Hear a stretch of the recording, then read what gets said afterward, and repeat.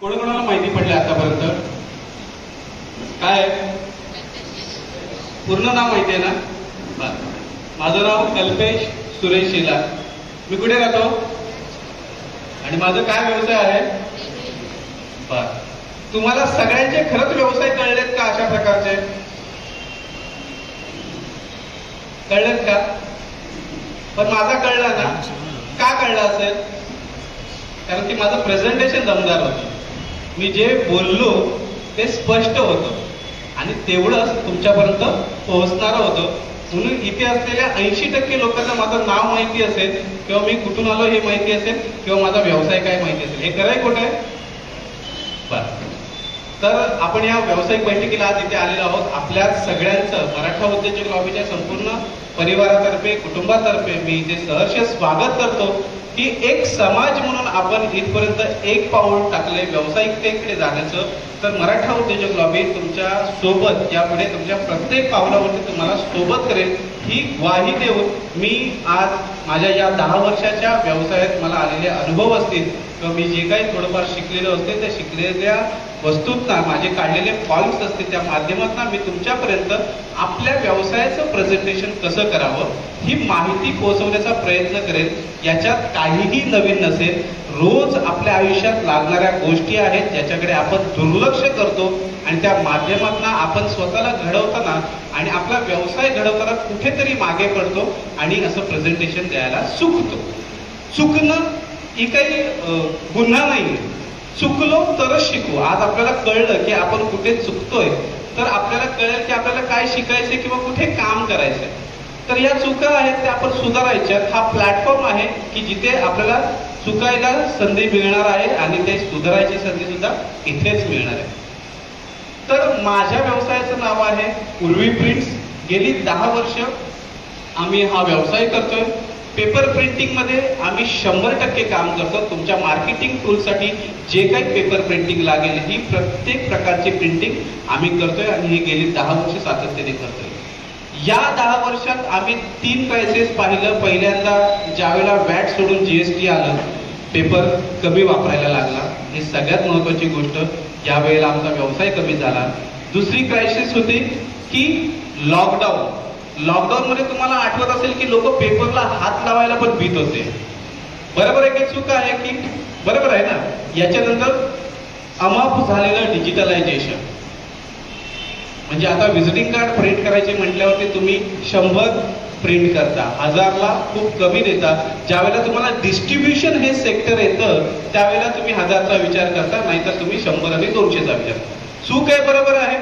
मी जिथे चूक वाटेल तिथे मला सांगा की दादा तुम्ही चूक बोलताय म्हणजे मला सांगता येईल. हे बरोबर आहे? आतापर्यंत बरोबर आहे सगळं? बरं. तर हा असा व्यवसाय गेल्या 10 वर्षापासून आम्ही पाहतोय. माझ्या व्यवसायातले अजून एक बांधव आहे ते कोण होतं प्रिंटिंग मधला, प्रिंटिंगचं काम करते असं एक बांधव आले तिथे. हा, तर आपण एकाच फील्ड मधले आहोत. तुम्हाला पाहून आनंद झाला मला. तर हा व्यवसाय करतोय आम्ही आणि प्रत्येकाच्या व्यवसायात चढ उतार येतात. पण हे क्रायसिस येणं नेहमी त्रासदायक आहे. प्रत्येक फील्डनी अप केलंय पण आमची फील्ड अजून तिथेच आहे आणि आम्ही होप करतोय की ह्या दिवाळीत आमचा चांगला व्यवसाय व्हावा गेल्या 2-3 वर्षात जो नाही झालेला आहे. तर तुमच्या सगळ्यांच्या शुभेच्छांसह मी पुढे सुरू करू. तर व्यवसाय प्रेझेंट करायचे 3 प्रकार असतात. याच्यात अजून 4था प्रकार आहे. हे प्रेझेंटेशन संपल्यानंतर मी तुम्हाला सांगेन. व्यवसाय प्रेझेंट करायचे 3 प्रकार असतात. एक प्रकार आहे सोशल. मूव करा, पुढे करा. सोशल म्हणजे काय? आपण सगळे सोशल मीडियाचा वापर करतो. आपलं इंस्टाग्राम हँडल असेल, फेसबुक हँडल असेल, ट्विटर हँडल असेल, जे कोणतं हँडल वापरतो आपण, वेबसाईट वापरतो, आपण वेगवेगळ्या व्हॉट्सअप ग्रुपमध्ये ऍड असतो, वेगवेगळ्या फेसबुक समूहात ऍड असतो. या प्रत्येक प्लॅटफॉर्मवरती आपण आपला व्यवसाय प्रेझेंट करत असतो. बरोबर आहे? या एखाद्या गोष्टीवरती आपण काय करतो, आपल्या व्यवसायाची रिप्रेझेंटेटिव्ह आपण असतो आणि आपल्याला रिप्रेझेंट करणारा कोण असतं? आपल्या कंपनीचा लोगो. आपल्या कंपनीचा लोगो किती सुंदर आहे याची प्रशंसा होते, लोकांच्या लक्षात येतं. नायकीचा लोगो किती जणांच्या लक्षात आहे? रिबॉक, थंड्या कोल्ड्रिंक्सचे कारण की या लोकांनी तेवढं काम केलेलं आहे त्यांच्या लोगोजवरती, त्यामुळे ते लोक आपल्या डोक्यात आहेत. तर आपल्या कंपनीचा सोशल माध्यमांचा वापर करत असताना एक आकर्षक लोगो असला पाहिजे. त्याच्यानंतर आपण आपला व्यवसाय जो प्रेझेंट करतो त्याच्यात संपूर्ण माहिती असलेली सुंदर अशी डिझाईन असली पाहिजे. त्या वेगवेगळ्या पण असल्या पाहिजेत. म्हणजे आपल्याकडे जर 10 प्रोडक्ट असतील तर आपण काय करतो की ती 200 रुपयातच बसले म्हणून 10 प्रोडक्टची एकच डिझाईन करतो. बरोबर आहे. आता मला सांगा, इथे एखाद्याचे 10 प्रोडक्ट्स असतील आणि ती एवढीशी इमेज असेल तर त्या इमेजमध्ये 10 प्रोडक्ट दिसतील का हो? नाही दिसेल. मग तुम्ही जर ग्राहक असाल तर तुम्हाला ते प्रोडक्ट कळणार आहे का? आज कोको कोला कंपनी 100 पेक्षा जास्त प्रोडक्ट उत्पादन करते, बरोबर आहे. पण ते उत्पादन करताना प्रत्येक गोष्टीसाठी वेगवेगळी जाहिरात वापरते की नाही? वेगवेगळी सिरियलला जाहिरात येतात, वेगवेगळे फोटोज येतात, वेगवेगळे ऍक्टर वापरले जातात. बरोबर आहे की चूक आहे? तर हे सगळं करताना आकर्षक डिझाईनचं खूप महत्वाचं काम आहे.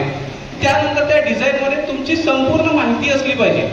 तुमचं नाव, तुमचा नंबर, तुमचा मेल ऍड्रेस, तुमचा पत्ता, तुमची स्पेशलायझेशन काय काय आहे ते, हे खूप महत्वाचं आहे. नाही तर कळणार कसं काय? जर मी प्रिंटिंग करतोय तर माझं स्पेशलायझेशन मी काय सांगितलं मगाशी की पेपर प्रिंटिंग मध्ये आम्ही 100% काम करतो, तर माझं स्पेशलायझेशन पेपर प्रिंटिंग आहे. तसं तुमचं स्पेशलायझेशन काय आहे? कोणी केक बनवतो, मग केक मधलं स्पेशलायझेशन काय की बाबा माझ्याकडचा चॉकलेट केक एकदम जबरदस्त आहे, म्हणजे हे माझं स्पेशलायझेशन आहे. तर ते खूप महत्वाचं आहे की आपल्याला माहिती असलं पाहिजे की आपलं स्पेशलायझेशन काय आहे त्या प्रोडक्ट मधले, आणि ते असलं पाहिजे त्याच्यात प्रोडक्ट इमेज.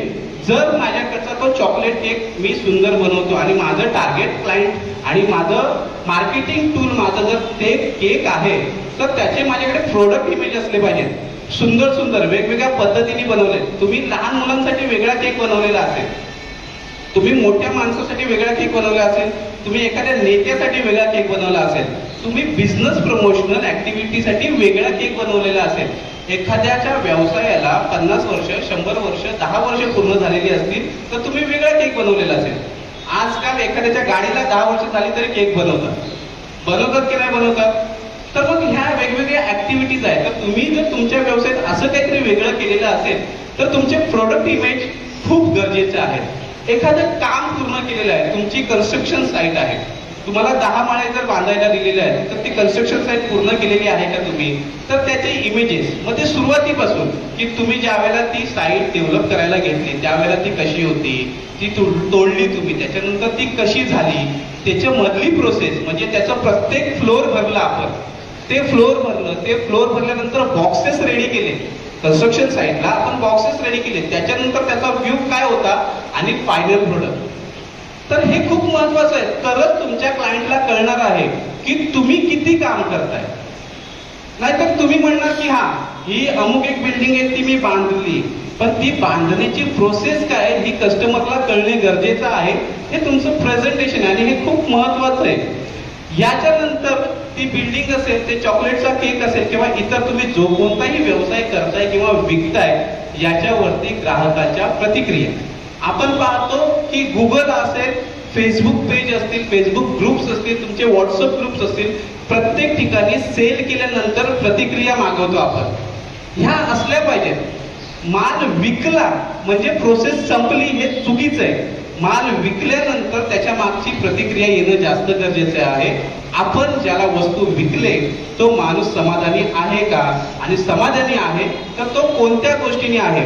म्हणजे जर समजा माझी कन्स्ट्रक्शन साईट कंप्लीट झाले तर त्याच्याकडे दिलेलं फायनल प्रोडक्ट तो सांगेल की बाबा यांचं प्लेन चांगले आहे, यांनी कॉर्नर चांगले काढलेले आहेत, यांनी कलर शेड चांगले दिलेले आहे, किंवा यांच्या स्टेप्स मला कम्फर्टेबल आहे किंवा माझ्या आईला चढायला कम्फर्टेबल आहेत अशा प्रकारे यांनी वापरलेले आहेत. तर हे माझे स्ट्रॉंग पॉइंट झाले की ज्या मी प्रतिक्रियांच्या माध्यमातून त्यांच्याकडून घेईल, जेणेकरून माझ्याकडे ज्या वेळेला दुसरा क्लायंट येईल तो क्लायंट मला त्याला ब्रीफ करायला आणि त्याला पॉझिटिव्ह करायला सोपंच आहे. यानंतर कंपनीच्या वेगवेगळ्या योजना म्हणजे आपण स्कीम काढतो. मगाशी आपण चॉकलेट केकचं उदाहरण दिलं, तर आपण चॉकलेट केक हे मेन प्रोडक्ट झालं आपलं, बरोबर आहे. तर या मेन प्रोडक्ट बरोबर आपण अजून केक विकतच असतो की स्ट्रॉबेरी असेल, कस्टर्ड असेल, बरेच प्रोडक्ट असेल. या वेळेला आपण दसरा असेल, दिवाळी असेल, एखाद्याचं आपला समजा आपल्या वैयक्तिक कंपनीचा वर्धापन दिन असेल की या वर्षी माझ्या केक शॉपला 1 वर्ष झालं, तर या दिवसानिमित्त मी स्कीम्स काढतोय. मग त्या स्कीम काढत असताना का काढतोय? कस्टमर पर्यंत पोहोचवण्याचं कारण आहे की तुम्ही फुकटच का कोणाला स्कीम देताय? त्याच्या मागचं कारण काय? कस्टमरला काय वाटतं की याच्या मागे तुमचा बिझनेस चालत नाही म्हणून तुम्ही स्कीम देता. तर हे कारण क्लायंट पर्यंत कधीच गेलं नाही पाहिजे. तुमचा व्यवसाय चालतोय किंवा नाही चालत आहे हे फक्त तुम्हाला माहिती असलं पाहिजे, तुमच्या व्यतिरिक्त कोणाला माहिती नसलं पाहिजे.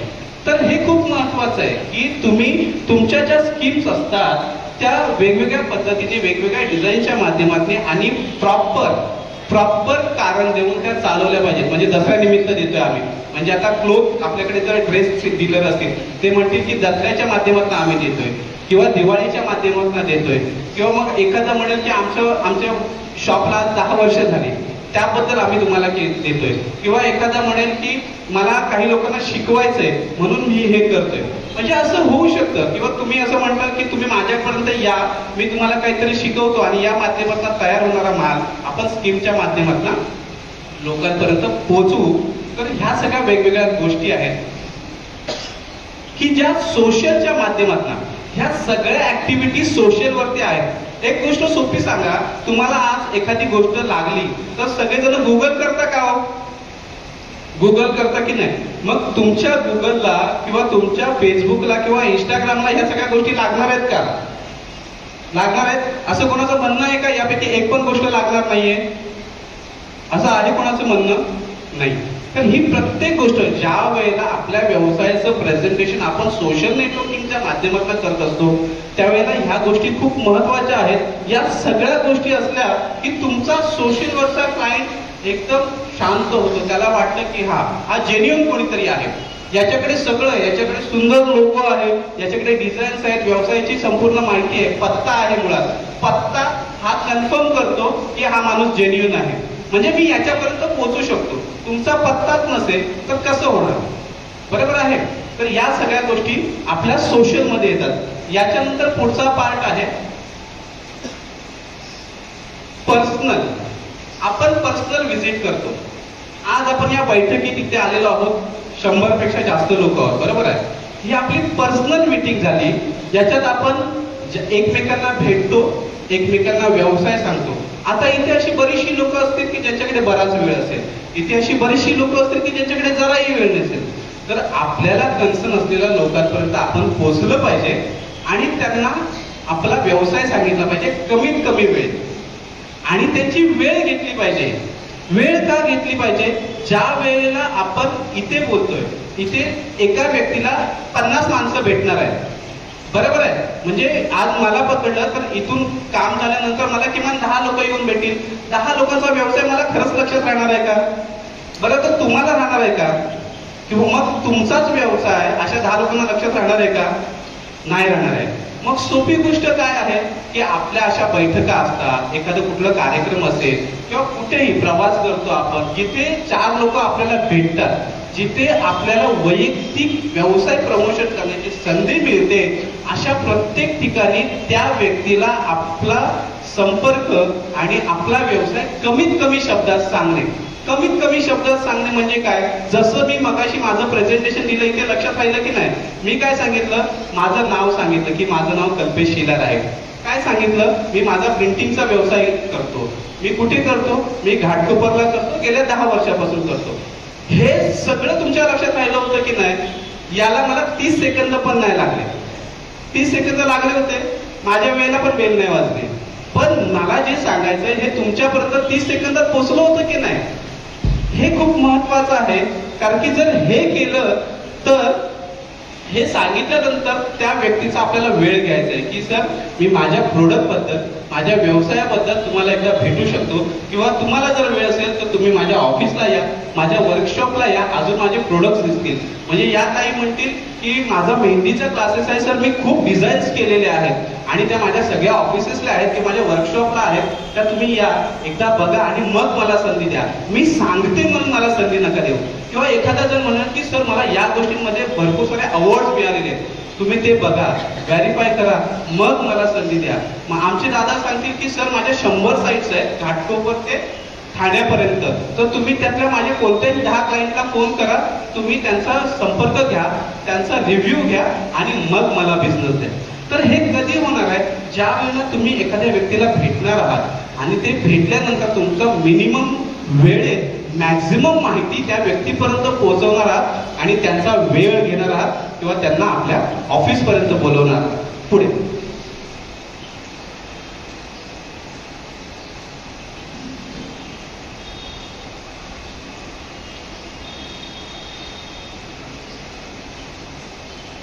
आता हा झाला आपला ऑफिशियल टाइम. आपण सोशल मीडियावरती आपली जाहिरात केली, क्लायंट कन्फर्म झाला, खुश झाला, जबरदस्त आहे काहीतरी, एकदम मस्त, मला जाऊन भेटलं पाहिजे या व्यक्तीला, एक झालं सोशल वरती. दुसऱ्या वेळेला क्लायंट आपल्यासारख्या मीटिंग मध्ये भेटलेला आहे, तो पण खुश झाला की बाबा काहीतरी चांगलं सांगितलंय, आपल्याला या माणसाच्या व्यक्तीच्या ऑफिसला गेलं पाहिजे आणि इतर माहिती घेतली पाहिजे किंवा यांचं ऑफिस कसं आहे किंवा यांची प्रोसेस कशी चालते किंवा यांचं काम कसं चालतं किंवा यांची कपॅबिलिटी आहे का माझ्यासोबत काम करण्याची, या सगळ्या गोष्टीचा क्लायंट विचार करतो आणि हा क्लायंट ही सगळी माध्यमं वापरून तुमच्या ऑफिसपर्यंत येतो. आता आपल्या ऑफिसमध्ये आल्यानंतर आपलं हे मुख्य काम सुरू होतं, कारण की ही सेल्सची प्रमुख प्रक्रिया आहे. हा क्लायंट ज्या वेळेला ऑफिसमध्ये येतो त्यावेळेला त्याचं वेलकम झालं पाहिजे. या सर, नमस्कार, कसे आहात? आज मला जे कोणी लोक भेटले असतील त्यांना मी पहिला प्रश्न विचारतो की तुम्ही कसे आहात. बरोबर आहे? प्रत्येकाला प्रत्येकाच्या आयुष्यातलं माहिती असतं की तो किती दुःखी आहे, तो किती चांगला आहे, तो किती कमवतो किंवा तो किती नाही कमवत. पण प्रत्येकाला आपण एक विचारतो आपुलकीने की तुम्ही कसे आहात. बरोबर आहे ना? तर हा पहिला प्रश्न आहे की तुम्ही कसे आहात. मग त्या क्लायंटला आपल्याला वेलकम करायचंय, आपल्या ऑफिसमध्ये नेऊन बसवायचंय, त्याला शांत करायचंय. ॲम्बियन्स असं असलं पाहिजे की कस्टमर ज्या वेळेला आपल्या ऑफिसमध्ये असेल, आपलं जिथे कोणी प्रोसेस असेल त्या प्रोसेसमध्ये आल्यानंतर त्याला छान वाटलं पाहिजे. एक सांगतो, 2 ठिकाणं आहेत. एक गाडा आहे पाणीपुरीचा, जिथे 15 रुपयांनी पाणीपुरी भेटते, आणि एक छान असं दुकान आहे जिथे 25 रुपयांनी पाणीपुरी भेटते. मला सांगा कुठे झालो? छान कुठे वाटेल? 25च्या ठिकाणी. कारण की तुम्हाला माहिती आहे की मग 15 रुपये देऊन काहीतरी रोग विकत घेणार. 25च्या ठिकाणचा माणूस काय करतो? त्याच्या हातात ते प्लास्टिकचं कवच घातलेलं असतं. बरोबर आहे? त्यांनी त्या हातांनी बुडवत नाही, तो त्याच्याकडे काय असतो? चमचा असतो. त्या चमच्यानी पुऱ्या भरतो, त्या चमच्यानी मसाला भरतो आणि तो तुमच्या प्लेटपर्यंत देतो. त्याच्या शरीराचा कुठलाही भाग त्या पुरीला किंवा त्या प्रोडक्टला टच होतोय, होतो का? नाही होत. कारण की याचे तो 25 रुपये घेतोय, प्रोडक्ट 15 रुपयाच आहे. पण 10 रुपये कसले घेतोय तो? तुम्हाला सर्व्हिस द्यायची आणि चांगली सर्व्हिस द्यायची. तुम्ही बघत असाल की 15 रुपयात जरी पाणीपुरी विकली जात असेल तरी 25 रुपयात पाणीपुरी विकणाऱ्यांचा स्टँडर्ड असतोय. तुम्ही स्टँडर्ड मेंटेन करता की तुम्ही इथून कपडे घेता, तुम्ही इथून शूज घेता, तुम्ही या कंपनीचे शूज घेता. तुम्हाला ॲम्बिशियस महत्वाचं वाटतं की तुम्ही एखाद्या हॉटेलमध्ये जाता चहा प्यायला आणि एखाद्या हॉटेलमध्ये जाता जेवायला. का जेवायला जाता? कारण की तिथे गेलं तर तुम्हाला छान वाटतं. तुम्हाला माहिती आहे की हेच जेवण एखाद्या ठिकाणी तुमच्या फॅमिलीचं 1,500 होणार आहे, ते जेवण तुम्ही एखाद्या ठिकाणी 2,500 रुपयाला विकत घेता. का? कारण की तिथे गेल्यानंतर तुमच्या फॅमिलीला छान वाटतं. तिथे गेल्यानंतर तिथला वेटर तुम्हाला असं म्हणतो, का सर, बसा सर, पाणी घेणार का सर? एवढ्या मोठ्या हॉटेलमध्ये गेल्यानंतर आपण काय करतो? एवढं सुंदर पाणी असतं तिथे, पण आपण काय करतो? 20 रुपयाची बिस्लरी ऑर्डर करतो. का? कारण की आपण त्यांच्या स्टेटसला सेट झालं पाहिजे. हे पण महत्वाचं आहे की आपल्याला माहिती आहे की आपली महानगरपालिका खूप सुंदर पाणी देते, आपण टपरीवरती चहा पिताना तोच पाणी पितो की, पण त्या हॉटेलमध्ये त्याला 2,500 रुपये देताना पण आपण 20 रुपयाची बाटली विकत घेतो. का? कारण की त्या ऍटमॉस्फिअरला आपण सेट करण्याचा प्रयत्न करतो व्यक्तीला, स्वतःला. मग ज्या वेळेला हा व्यक्ती तुमच्या ग्राहक म्हणून तुमच्याकडे येतो आणि तुमचं ऑफिस पाहतो, तो छान म्हणतो, त्यावेळेला तुम्ही त्याच्याकडून 1 रुपया एक्स्ट्रा मागितला ना तर तो विचार करतो की हे सगळं करायला या व्यक्तीला पैसे लागतात आणि ते पैसे याच माध्यमातून. हे खरं की कुठे सांगा बरं? आपण वैयक्तिक आयुष्यात ह्या सगळ्या गोष्टी पाहतो की नाही? मग आपल्या ऑफिसमध्ये कोणीतरी आलंय, त्यांनी आपल्याला 2 पेपर दिले, तर ते पेपर स्टेपल करायला आपली धावपळ उडते. असं होतं का बऱ्याचदा? बऱ्याच जणांचं होतं, मी पाहिलंय. आपल्याला माहितीच नसतं की आपला स्टेपलर कुठे येतो. माहिती असतं नसतं, आपण शोधत बसतो ऐन वेळेला, अरे स्टेपलर कुठे गेलं, स्टेपलर कुठे गेलं. एखादा क्लायंट येतो आपल्याकडे, तो म्हणतो की सर ठीक आहे, तुमचं सगळं मला आवडलेलं, तुमचं कोड पण ओके, मला एक पेपर पेन द्या, मी तुम्हाला ब्रीफ करतो. होतं असं? आपण त्यावेळेला शोधायला जातो, पेपरच नाही ना. आपण त्याच्याकडे कुठली तरी आपण काहीतरी रफ नोट लिहिलेली नोटबुक पसरवतो, किंवा जे काही आपल्याकडे प्रोडक्ट असेल पेपर रिलेटेड ते पुढे करतो, किंवा एखादा ड्राफ्ट पेपर देतो. खरंय खोटंय? होतं असं बऱ्याचदा. छोटीशी चूक आहे की नाही? पेपर आपल्याकडे बरेच असतील, कुठल्या तरी एका खाण्यात आपण ठेवलेले पेपर्स बरेच असतील, पण ऐन कस्टमर असताना आपण त्या पेपरचा उपयोग करतो का? नाही. क्लायंट या गोष्टीचा विचार करतो की मी याला ब्रीफ करतोय, याने एवढं सगळं सुंदर केले, पण यांनी वेळेत पेपर ठेवला नाहीये किंवा इथे पेन ठेवला नाहीये. अजून एक उदाहरण सांगतो. आपल्याकडे बऱ्याचदा कुरिअर येतं. कुरिअर येतं माहितीये का? कुरिअर येतं, पण आपण बऱ्याचदा त्याच्यावरती कशी सही करतो सांगा बरं? सही करतो आणि नंबर लिहितो. हीच प्रोसेस आहे ना कुरिअरची? हीच प्रोसेस आहे? चूक आहे. सही करायची असेल स्टॅम्प लावायचा असतो. किती जणांकडे स्टॅम्प आहे स्वतःच्या कंपनीचा? अर्ध्यापेक्षा कमी हात वरती आहे. बरं, किती लोक खरंच वापरतात कुरिअरसाठी स्टॅम्प सांगा बरं? 5च हात वरती आले. म्हणजे अर्ध्या लोकांकडे स्टॅम्प आहेत, अर्ध्या लोकांकडे स्टॅम्पच नाहीये. आणि एवढं असून आपण त्याचा वापर किती करतो? एखाद्या कंपनीने तुम्हाला एखादं डॉक्युमेंट पाठवलं तर त्याच्यावरती नंबर हा ट्रस्ट नसतो, तुमच्या कंपनीचा शिक्का हा विश्वास असतो की ते कुरिअर तुम्हाला मिळालेलं आहे. ते कोणाला मिळालेलं आहे हा प्रश्न नंतर असतो, पण आपण स्टॅम्प शोधण्याचा प्रयत्न करत नाही. का? कारण की तो स्टॅम्प कुठल्या तरी एका भागात ज्या वेळेला बँकिंग रिलेटेड आपल्याला काहीतरी लागतं त्यावेळेला तो शोधतो. हे बरोबर आहे का चूक आहे सांगा बरं? बरं, ह्या सगळ्या गोष्टी आपल्या रोजच्या आयुष्यातल्या आहेत. मी काही वेगळं सांगितलंय का? रोजच्या आयुष्यातल्या आहेत ना. पण ह्या गोष्टी किती इम्पॅक्ट करतात. म्हणजे तुम्ही कुरिअरवाल्याच्या त्या पेपरवरती स्टॅम्प न देणं तुमचं कंपनीचं ट्रस्ट घालवतं, तुमचा विश्वास घालवतं की हे प्रोडक्ट खरंच त्या कंपनीत गेलेलं आहे का? खरंय खोटं आहे? तुम्ही पण विचार करा ना. तुम्ही एखाद्या कंपनीला पाठवलंय आणि तुम्हाला सिग्नेचर केलेलं नंबर दिलेलं आलं, तुम्हाला जर तो क्लायंट माहिती नसेल तर तुम्हाला एका वेळेला वाटेलच ना की हे ते खरंच गेले का. उद्या जर समजा ते प्रोडक्ट मिसिंग झालं तर तुम्ही कंपनीला काय सांगणार? तुमचा नंबर दिलेला आहे. पण हे जर तुमच्याकडे स्टॅम्प असेल तर तुम्हाला डिबेट करायला चान्स आहे की हा स्टॅम्प तुमच्या कंपनीचा आहे सर, आणि आता ते प्रोडक्ट कुणी घेतलंय हे तुम्ही तुमच्या कंपनीत शोधा, याचा माझ्याशी काही संबंध नाही, माझे पैसे तुम्ही परत पाठवून द्या. बरोबर आहे? चुकतंय?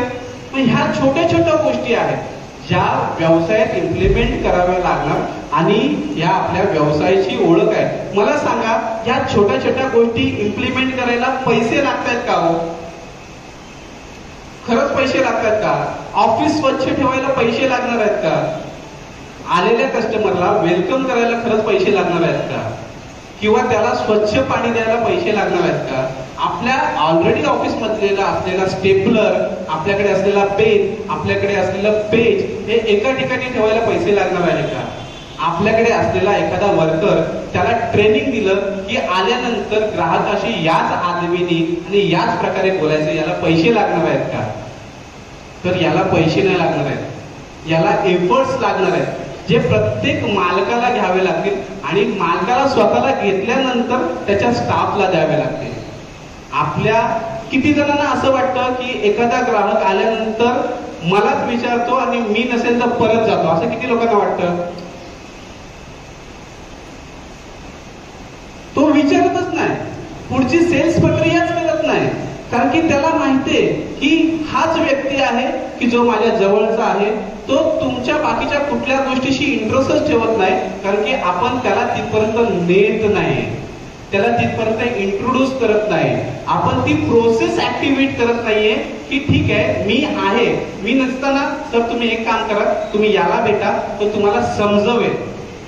तो तुम्हाला सांगेल माझं प्रोडक्ट ऐकून घ्या आणि अमाऊंट असेल, डिलिव्हरी असेल किंवा याच्यात जे काही व्हेरिएशन करायचं असेल त्याच्यासाठी मी तुमच्याकडे येतो, किंवा तुम्ही परत या, किंवा तुम्ही ते माहिती करून घ्या, तोपर्यंत मी येतो. आपण असा प्रयत्न करतो का? आपण असा प्रयत्न नाही करत, किंवा तो क्लायंट आपल्यापर्यंत थांबतच नाही.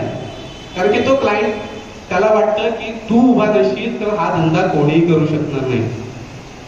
इथे कोणाला काही वाटलं तरी हे फॅक्ट आहे. कारण की तुम्ही एक ग्राहक म्हणून ज्यावेळी एखाद्या ओळखीच्या दुकानात जाता त्यावेळी तो माणूस नसेल तर तुम्ही परत येऊन जाता. आपण पण स्वतः प्रयत्न करत नाही ना की आपण माहिती घेऊया, चला इथून माहिती घेऊ, मग अजून एका ठिकाणी माहिती घेऊ. तर हे सगळं असणं आपल्या व्यवसायात तेवढ्याच जास्त महत्वाचं आहे जेवढा की आपला व्यवसाय. आपण मार्केटिंग करतो, आपण सोशल मीडिया करतो, आपण लोकांना भेटतो, तरी पण कितीतरी लोकांना व्यवसाय येत नाही कारण की त्यांचं बोलणं चांगलं नसतं. तुला घ्यायचं तर घे, नको घे. माझ्याकडे कोण आलं, सर व्हिजिटिंग कार्ड कितीला आहे? 850ला, 1250ला, 2500ला, 5000ला. पण 850 मध्ये मी काय देणार आहे? 2500 मी काय देणार आहे? 5000 20-20 हजार रुपयाचे व्हिजिटिंग कार्ड छापतात लोक, 20-20 हजाराचे. जो ज्या दर्जावरती जाऊन बसलाय त्याचा क्लायंटचा व्हॅल्यू त्यावेळेस आहे, त्याला कम्फर्टेबल आहे की त्याने एका क्लायंटसाठी 100 रुपयाचं व्हिजिटिंग कार्ड खर्च करू शकतो. माझे एक ग्राहक आहेत, मग तुम्हाला सांगायला आनंद वाटेल की दरवर्षी गेली 8 वर्ष सातत्याने ते माझ्यासोबत काम करतात. दर वर्षाचं त्यांचं 5500चं व्हिजिटिंग कार्डचं बिल असतं माझ्याकडे, आणि त्यांचा बिझनेस आहे कॅटरिंग. याच्या व्यतिरिक्त कॅटरिंगचा बिझनेस करणारे माझ्याकडे अजून 20-25 ग्राहक आहेत. आणि ज्यांचं माझं वर्षाचं बिल असेल की व्हिजिटिंग कार्डचं 2000, 2500, कधी 1800, हा माणूस फक्त माझ्याकडून व्हिजिटिंग कार्ड प्रिंट करून घेतो, माझ्याकडूनच घेतो. मी त्याला एकदा विचारलं क्युरियोसिटीने की का तुम्ही एवढं, कॅटरिंगच आहे ना? तो म्हणतो सर मी 2, 3, 4, 5 लाखाचं कामच करतो. माझी मिनिमम कॅटरिंग व्हॅल्यू 10 लाखापासून सुरू होते, ती त्याच्या पुढे मी काम करतो.